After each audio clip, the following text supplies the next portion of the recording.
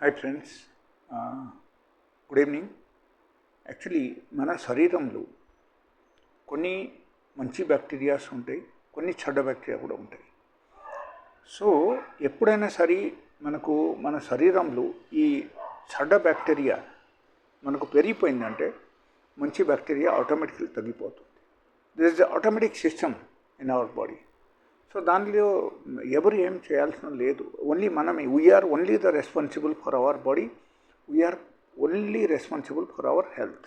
Okay, so this is alternate process always goes on in our body. Okay, దీనిలో మనము మంచి బ్యాక్టీరియాకు పెంచాలి.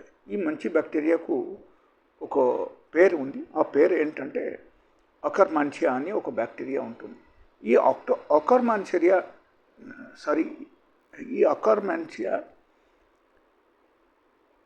బ్యాక్టీరియాకు కావాల్సిన ఫుడ్ ఏంటంటే higher quantity of fiber and even olive oil also is one of the item which can feed it.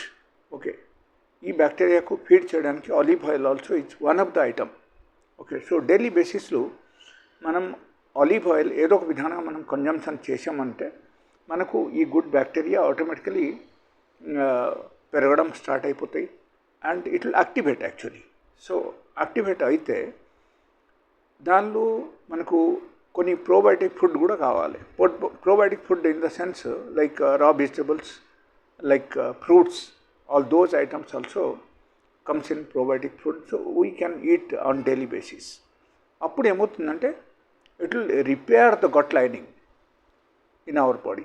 ఈ gut లైనింగ్కు repair చేసేస్తే మనకు నార్మల్గా అన్ని విధానంగా మనకు health issues Rao and health బాగానే ఉంటుంది.